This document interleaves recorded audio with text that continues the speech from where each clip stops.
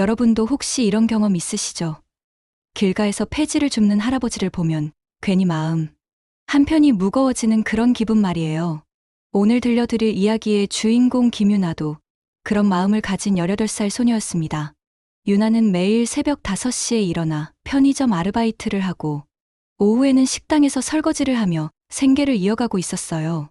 부모님을 일찍 잃고 혼자가 된 유나에게 하루하루는 그저 버텨내야 할 시간일 뿐이었습니다.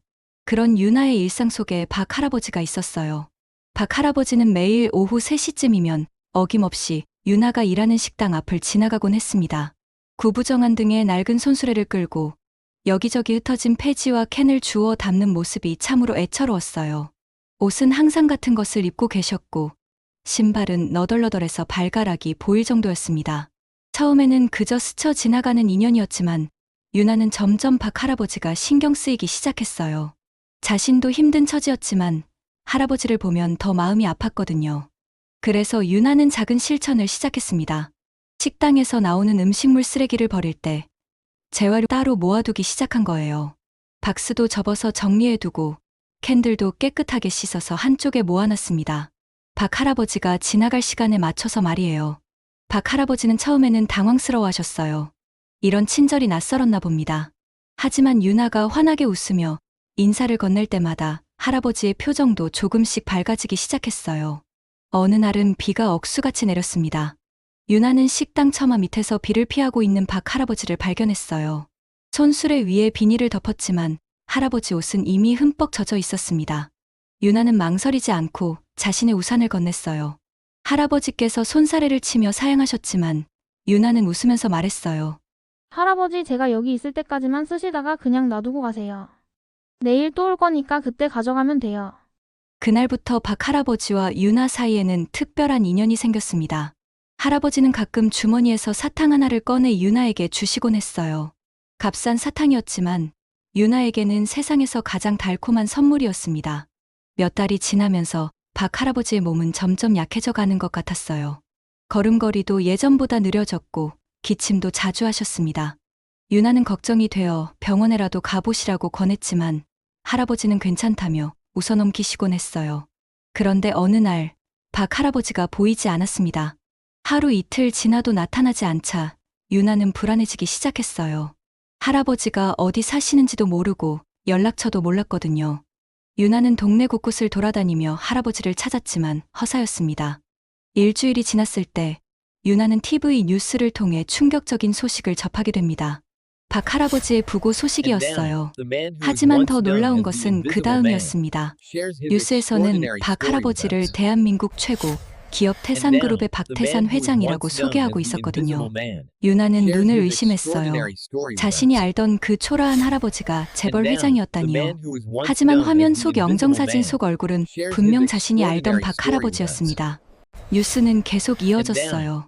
아나운서는 침착한 목소리로 전 국민이 깜짝 놀랄 만한 소식을 전하고 있었습니다.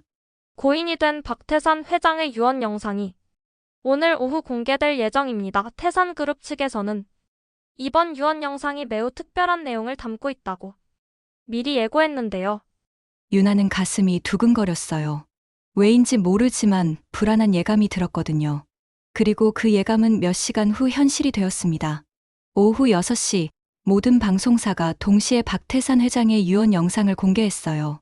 화면 속에는 유나가 알던 그 다정한 할아버지가 나타났습니다. 폐지를 줍던 그 모습과는 달리 깔끔한 양복을 입고 의젓하게 앉아 계셨어요. 안녕하십니까? 태산그룹 회장 박태산입니다. 박 회장의 첫 마디부터 범상치 않았어요. 평소보다 더 또렷하고 진지한 목소리였거든요. 이 영상을 보고 계시다면 저는 이미 이 세상 사람이 아닐 것입니다. 오늘 저는 여러분께 매우 중요한 발표를 하려고 합니다.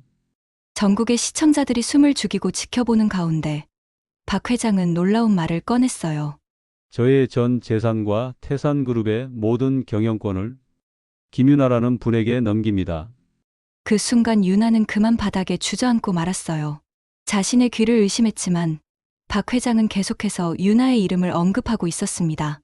김유나 씨는 18살의 어린 나이에도 불구하고 저에게 따뜻한 마음을 베풀어준 분입니다.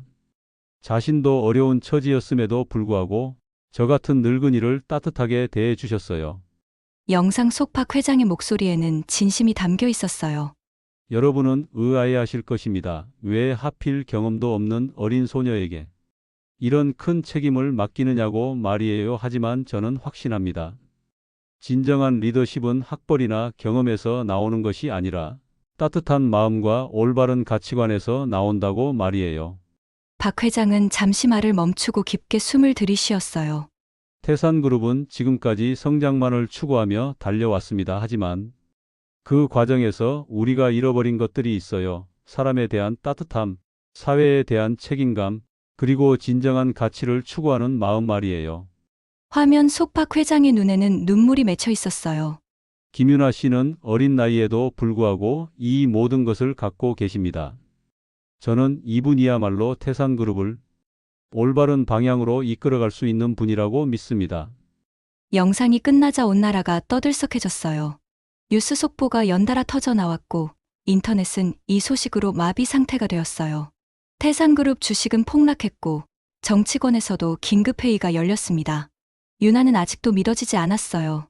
어젯밤까지만 해도 편의점에서 야간 아르바이트를 하던 자신이 하루아침에 대한민국 최대 기업의 회장이 되었다는 사실이 현실 같지 않았거든요.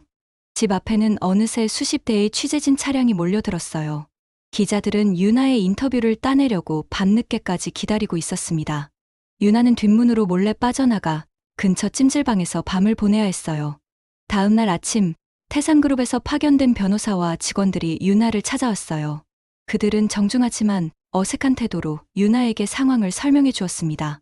김유나 양, 박태산 회장님의 유언에 따라 태산그룹의 모든 경영권이 양에게 이전됩니다. 내일부터 회장직을 수행하시면 됩니다.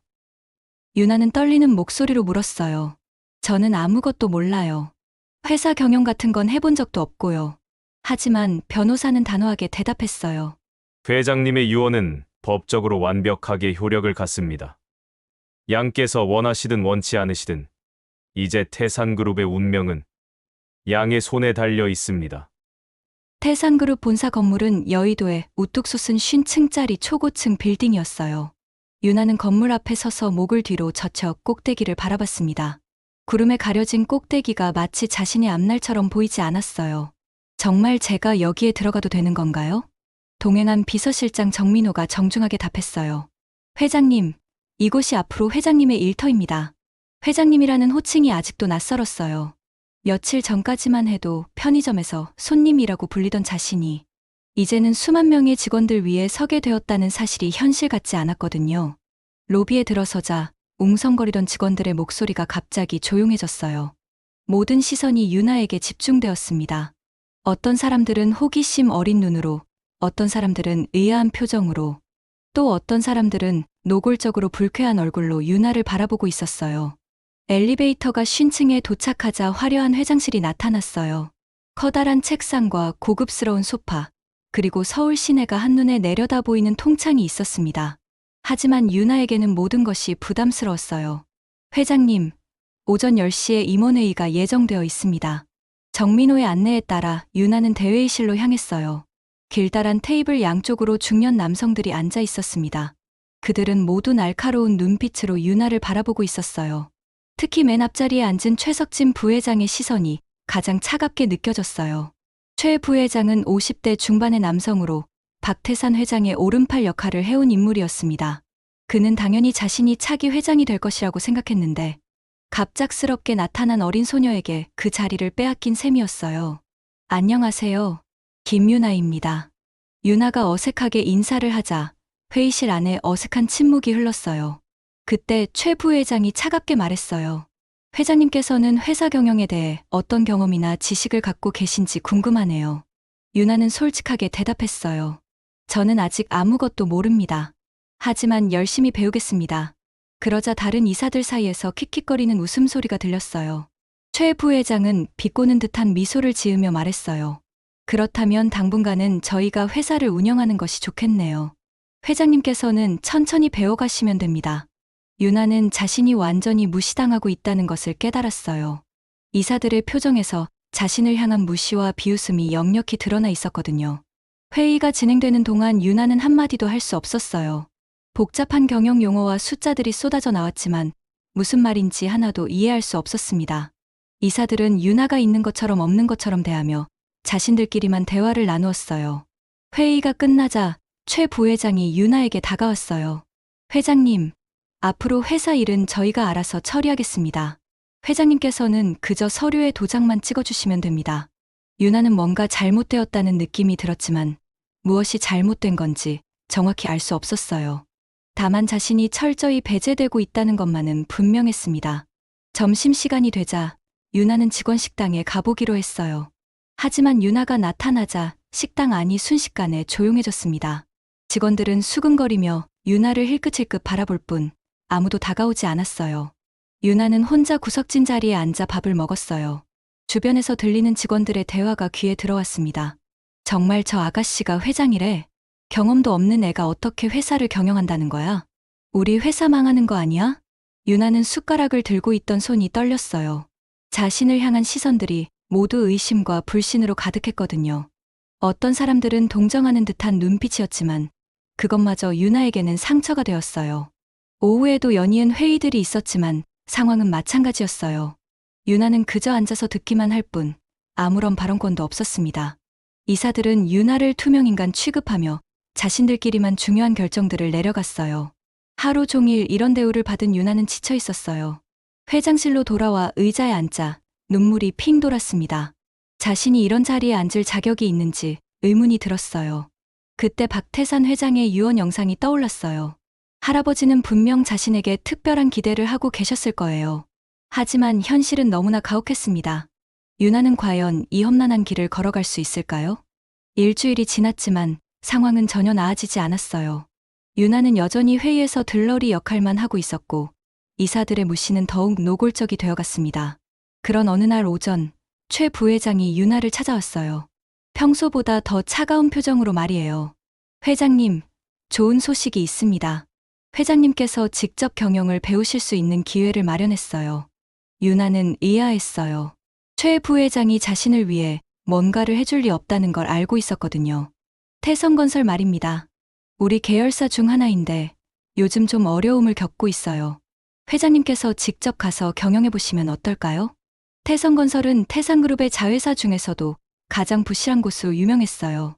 최근 몇 년간 적자가 계속되고 있었고 임직원들의 사기도 바닥이었습니다. 최 부회장은 유나를 실패시켜서 무능함을 드러내려는 속셈이었어요. 하지만 유나는 오히려 이 제안을 반겼어요. 본사에서 무시당하며 지내는 것보다는 직접 뭔가를 해볼 수 있는 기회라고 생각했거든요. 좋습니다. 제가 가보겠어요. 최 부회장은 내심 쾌재를 불렀어요. 경험도 없는 어린 소녀가 부실 계열사를 맡아서 실패한다면 이사회에서 유나를 쉽게 몰아낼 수 있을 테니까요. 태성건설 사무실은 강남구의 오래된 빌딩 3층에 있었어요. 본사와는 달리 낡고 초라한 모습이었습니다. 유나가 도착하자 직원들이 어색하게 맞아주었어요. 안녕하세요. 김유나입니다. 직원들은 당황스러워했어요. 자신들보다 어린 소녀가 회장으로 왔다는 사실을 믿기 어려워했거든요. 회장님, 우리 회사 상황을 말씀드리겠습니다. 태성건설 이재훈 사장이 나서서 설명을 시작했어요.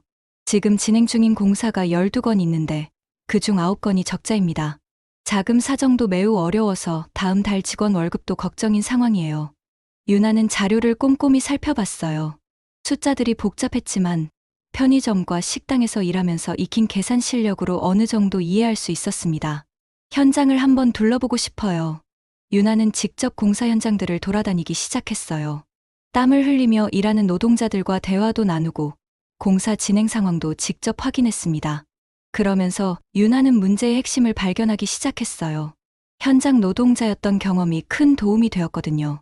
사무실에서만 보는 서류와 실제 현장의 상황이 많이 달랐어요. 예를 들어 한 아파트 건설 현장에서는 자재가 부족해서 공사가 지연되고 있었는데 서류상으로는 충분히 발주한 것으로 되어 있었어요. 유나가 직접 확인해보니 중간에서 자재를 빼돌리는 업체가 있었습니다.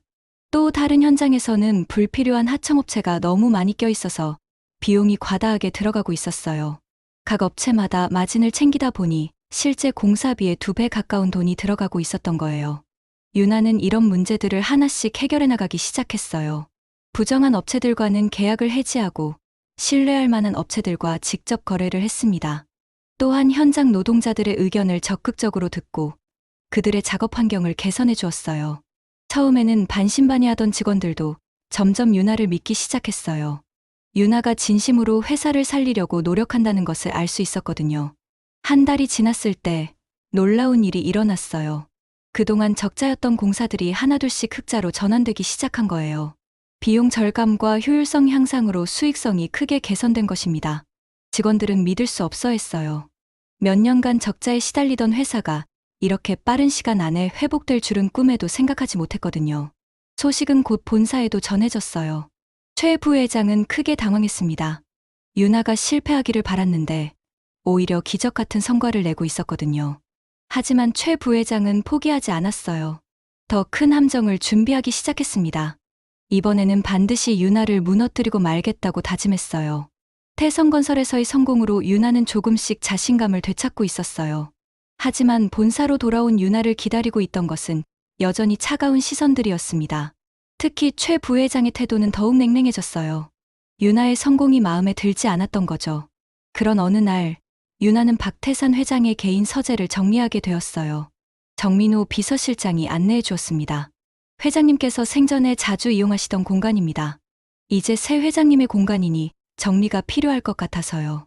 서재는 아늑하고 따뜻한 느낌이었어요.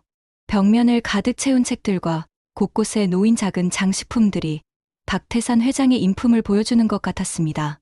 유나는 책상 서랍을 정리하다가 낡은 일기장 하나를 발견했어요. 일기장 표지에는 개인 기록이라고 적혀 있었어요. 유나는 잠깐 망설였지만 박 회장이 자신에게 모든 것을 맡겼으니 이것도 알아야 할 것 같았습니다.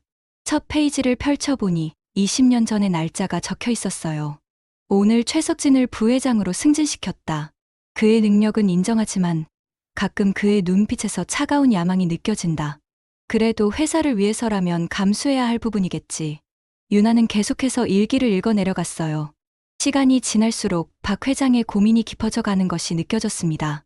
최석진이 하청업체들로부터 뒷돈을 받고 있다는 소문이 들린다.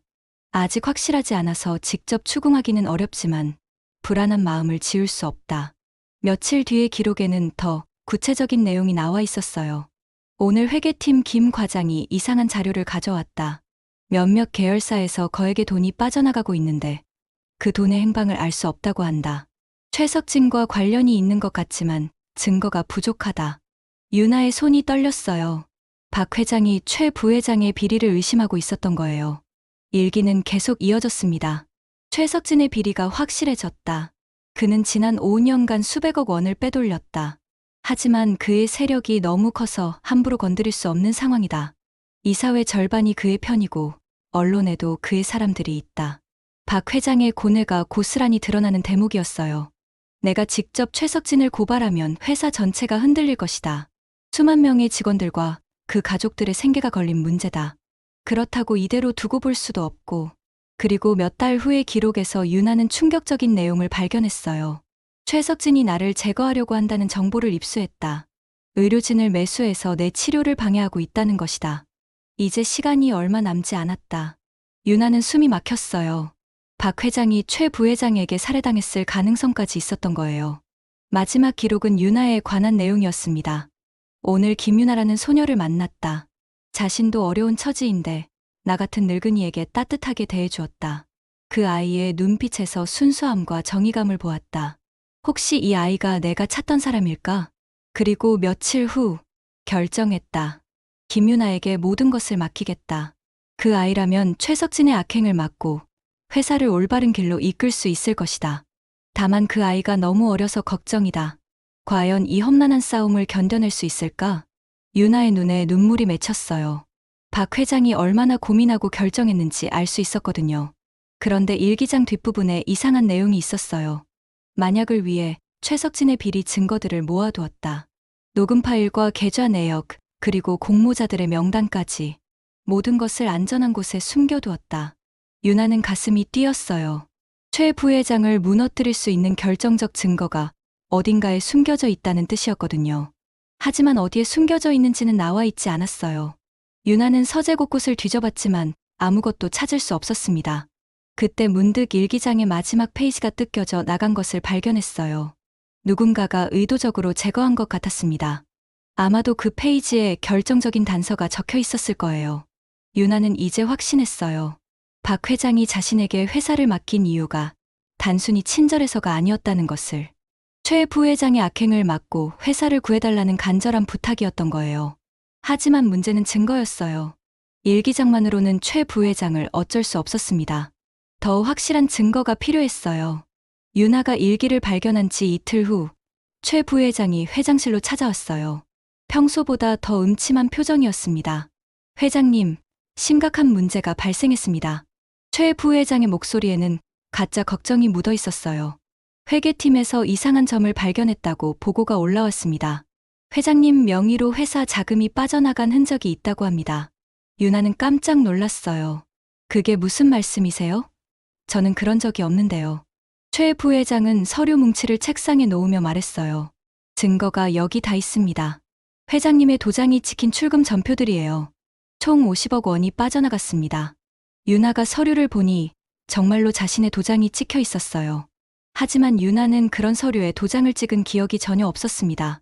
이건 제가 한 게 아니에요. 누군가 제 도장을 도용한 것 같아요. 하지만 최 부회장은 냉소적으로 웃으며 말했어요. 그렇다면 회장님의 도장을 누가 사용했다는 말씀인가요? 회장님의 도장은 회장님만 사용할 수 있는 것 아닌가요? 유나는 말문이 막혔어요. 정말로 자신의 도장이었고 다른 사람이 사용했다고 해도 그것을 증명할 방법이 없었거든요. 그때 최 부회장이 더 큰 폭탄을 터뜨렸어요.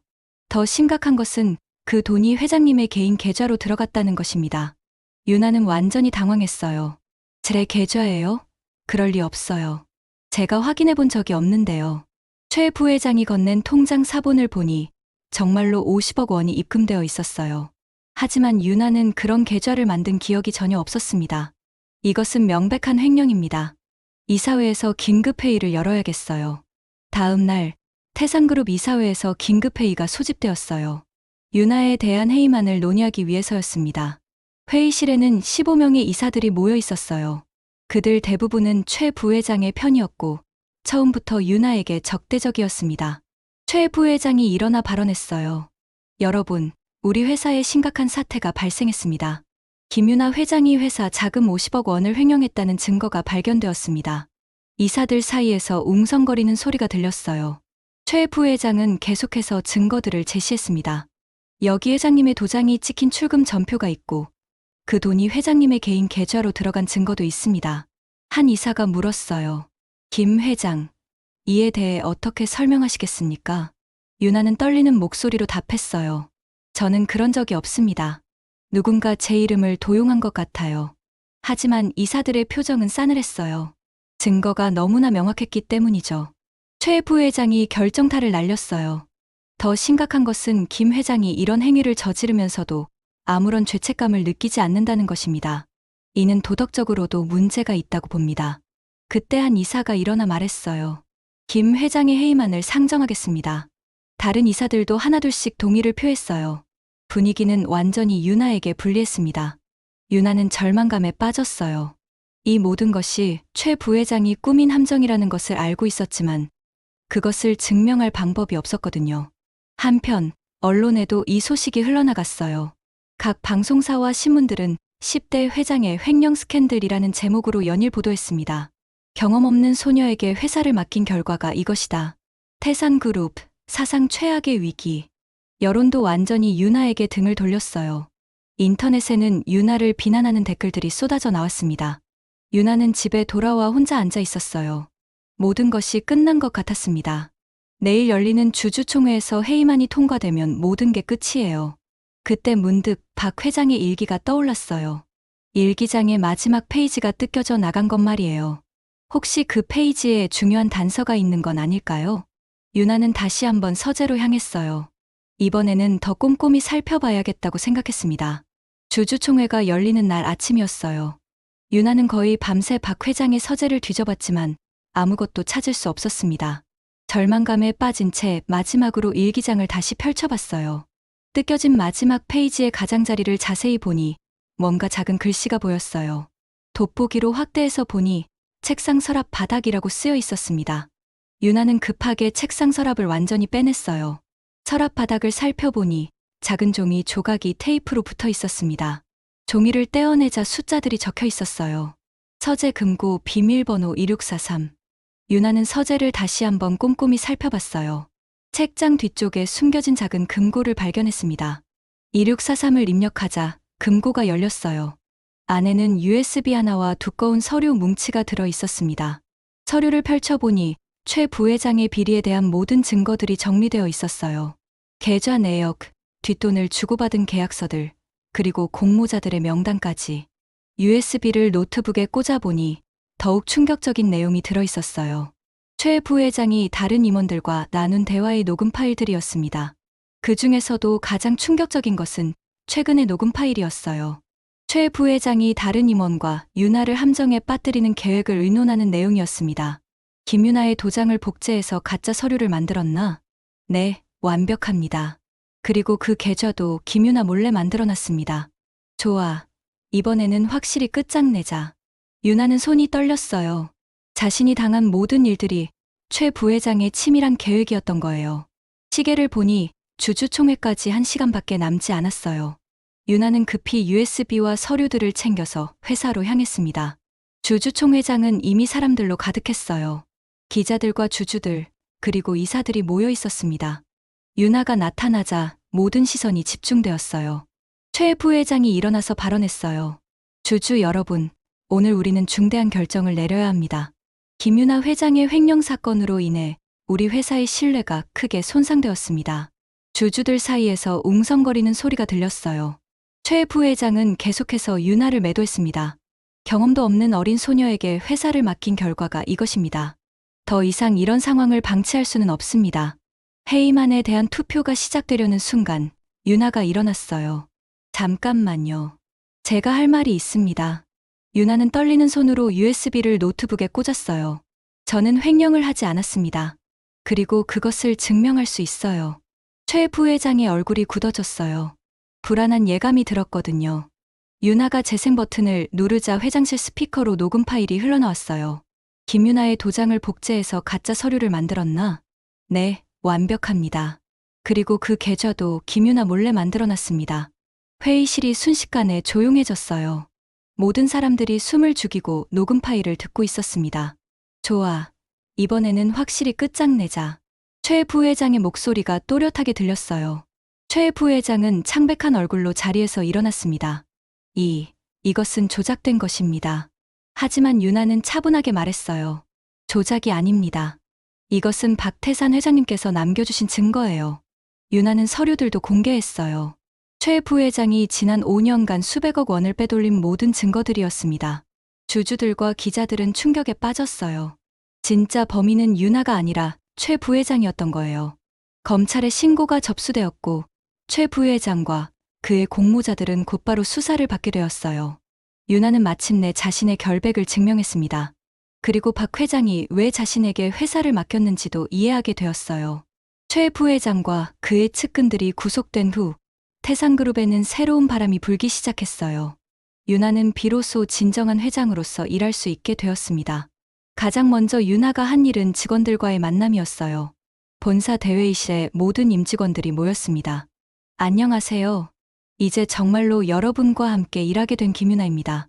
직원들의 표정이 이전과는 완전히 달랐어요.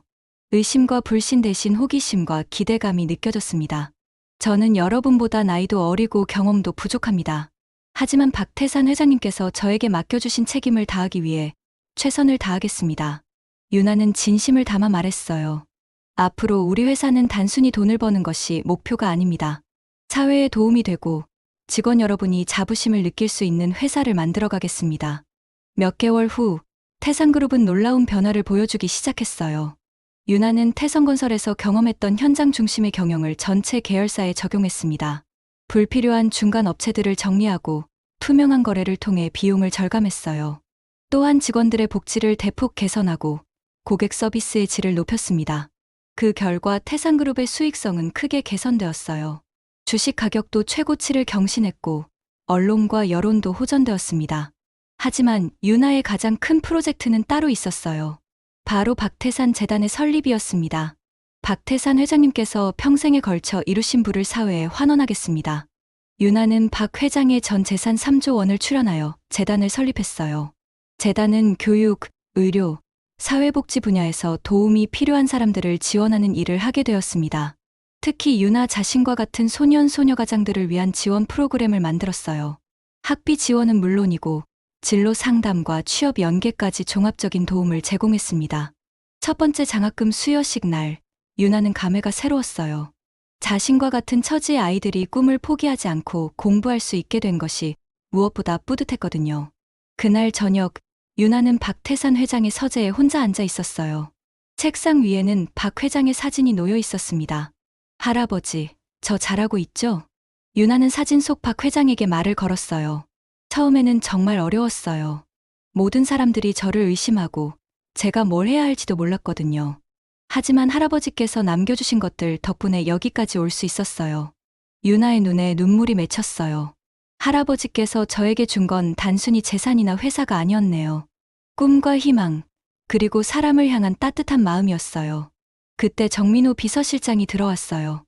회장님, 내일 일정을 확인해 드릴까요? 윤아는 눈물을 닦고 웃으며 답했어요. 네, 좋아요.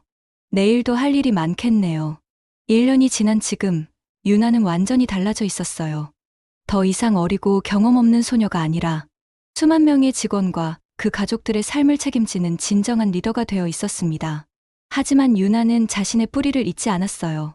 여전히 가끔씩 그 작은 식당을 찾아가서 설거지를 도와주곤 했습니다. 그리고 거리에서 어려운 처지의 사람들을 만나면 따뜻한 마음으로 다가갔어요. 박태산 회장의 마지막 유언은 단순한 재산 상속이 아니었어요. 한 사람의 따뜻한 마음이 세상을 바꿀 수 있다는 것을 보여준 아름다운 이야기였습니다. 그리고 그 이야기는 지금도 계속되고 있어요. 윤아와 박태산 재단을 통해 도움을 받은 수많은 사람들이 또 다른 누군가에게 따뜻함을 전하고 있거든요. 이것이 바로 박태산 회장이 꿈꿨던 진정한 유산이었을 거예요. 돈이나 권력이 아니라 사람과 사람 사이의 따뜻한 마음이 이어져가는 아름다운 세상 말이에요.